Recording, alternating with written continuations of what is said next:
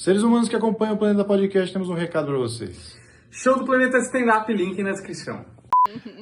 A outra é o negócio do Tantra lá, né, mano? Que a gente sempre fala, que porque fala, mano, a pessoa sem tocar na outra consegue fazer aquilo. Mas aquilo cérebro, não é tantra, cabeça, aquilo né? não é tantra.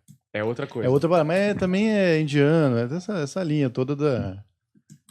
Não, o Tantra é uma parada, isso aí é uma outra brisa de... que o Tantra tem o toque, né? Mas essa outra É mais parada... reikiana. Vocês não estão falando de Ticum, essas coisas?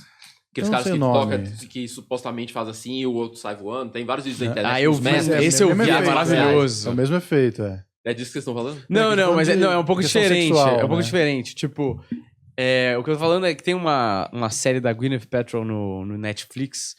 Na verdade, são várias, né? Mas tem uma específica sobre sexualidade. E aí ela vai explorando sexualidade de várias formas, né, tal. E tem uma moça, um casal, na verdade, mas é uma moça que apresenta isso, que ela, sei lá, eu não vou saber explicar exatamente, mas ela se evoluiu ali na transmissão de energia tão forte que ela consegue transar com o marido dela sem tocar. Uma parada meio reiki, assim, né? E aí é muito doido, porque a mulher se venda e ela sabe, sem ver, obviamente, onde o cara tá tocando sem o cara tocar. Então, mas aí ela se contorce de prazer e tal. Aí você fala, Tem um que o cara eu tocando não faço metade do que esse cara faz. Tem um cara que a mulher fica deitada e o cara fica em cima fazendo assim, ó, e ela se contorce toda. Mas eu acho que deve ter esse efeito meio psicológico também, da música, do cheiro, da tipo, puta, esse cara é mágico. Então, uma expectativa do que vai acontecer. Então, mas se isso é um negócio. Mesmo que seja 100% psicológico e aí ele faz essas coisas e ela sente, percepção é realidade.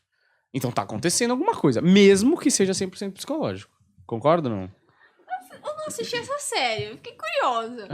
Mas eu fiquei pensando, assim, que tem uma questão que é com o marido dela que ela faz isso. Já tem uma experiência de como eles transam. Então, os casais acabam tendo um jeitinho certo, assim, um jeitinho que sabe o que um gosta, o que o outro gosta. Então, isso pode também direcionar o que ela já espera que ele faça. Porque, geralmente, ele faz mais ou menos aquilo lá. Sim. E 100% psicológico, eu acho que tudo tá integrado. Não dá pra gente tirar, né?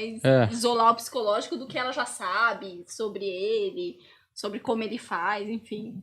Mas eu estou dando a opinião de uma série que eu nem sei. Mas é só porque, mesmo que papo. não seja tudo mentira e seja tudo psicológico, e vamos dizer que ela realmente chegue ao orgasmo ali, e puta, seja maravilhoso, é real de alguma forma, né? Porque esse era o objetivo no final do dia. A gente tem sempre que pensar nos níveis de realidade, né? Então, a realidade psicológica é um tipo de realidade. Né? Se ela é suficiente para explicar o fenômeno inteiro, eu não sei. Mas, no mínimo, essa parte tem.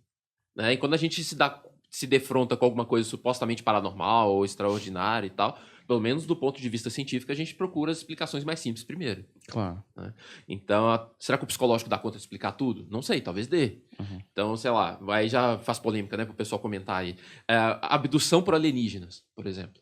Tem umas pesquisas muito legais mostrando que basta você ter uma experiência subjetiva de se lembrar de uma abdução por alienígena, mesmo que ela não tenha acontecido, mesmo que não tenha o menor indício de que aconteceu nada, para a pessoa experimentar efeitos de transtorno de estresse pós-traumático. Esse é o transtorno que muitos soldados têm quando voltam da guerra, pessoas que sofreram assaltos muito violentos, enfim. Então não precisa de ter uma realidade objetiva externa para você experimentar uma série de efeitos psicológicos que são reais. Né? Inclusive, às vezes as pessoas se confundem um pouco, ficam irritadas com o psiquiatra, com o psicólogo, quando a gente fala que o que ela tem, por exemplo, é psicossomático, uma dor, por exemplo. A pessoa fica pistola da vida, falando, não, tá falando que vem da minha cabeça, a dor é real, eu tô sentindo. Tá, mas a gente não tá falando que não é real, a gente tá discutindo a causa. Né? A gente sabe que a pessoa tá com dor, mas se ela é psicossomática, não tem nenhum agente físico, orgânico, mecânico, não é nada que tá torcido, não é nada que tá quebrado, entende? Então é o que você falou mesmo. A realidade subjetiva ela é um nível de realidade. A gente só tem que delimitar certinho qual a realidade a gente está falando para não começar a misturar. Por exemplo, essa pessoa tem essa experiência aí de sentir o prazer sem ser tocada. Aí a pessoa fala, tá vendo? Então tá tendo a troca de energia mesmo. Ela tá confundindo os níveis de realidade. Sim, tá. Pode ter ou pode não ter. Mas no mínimo a realidade psicológica com certeza é real. No mínimo ela pode imaginar toda a cena do sexo na cabeça dela. Com o olho fechado. Ele nem precisaria estar lá, no ambiente. Sim. Inclusive, possivelmente, a primeira pesquisa científica da história da humanidade com controle de variáveis, aquela coisa bonitinha, foi sobre isso. Lá no século XVIII, tinha um cara chamado Mesmer, Franz Anton Mesmer. Não sei se já falaram dele aqui, porque vocês fizeram assim com a cabeça. Então, encurtar para não falar história repetida, né? Ele fazia umas curas com as mãos, né? Mas ele não atribuía ao sobrenatural, ele atribuía ao que ele chamava de magnetismo animal. Era uma energia que todos os humanos têm. Inclusive, isso lá na frente foi influenciar o passe espírita. Então, Mesmer estava lá curando as pessoas, isso aí foi uma febre lá na Europa e tal, nessa época. E houve um grupo de cientistas, inclusive famosos, que falaram, não, vamos ver se esse negócio é real mesmo. E eles fizeram aquilo que a gente hoje conhece como grupo controle e grupo experimental. Tinha uma espécie de anteparo que dividia a sala, e aí a gente pode até usar essas duas taças aqui, claro, né? Aqui o cara que ia receber o passe magnético e aqui o cara que dava o passe magnético, o magnetizador. E tinha um negócio aqui no meio. Só que às vezes esse cara não estava aqui, só estava o paciente. Às vezes estava o magnetizador e não tinha ninguém aqui.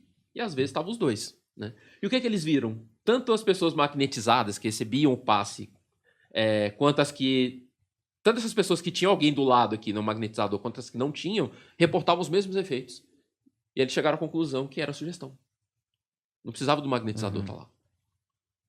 Fudeu, né? Então, é isso que você tá me dizendo. Não, eu tô dizendo que o ser humano é tão incrível que a gente consegue produzir umas coisas que são foda a ponto das pessoas acharem que é sobrenatural e, no mínimo, muitas vezes não é. Pode ser que nunca seja, mas no mínimo, muitas vezes não é.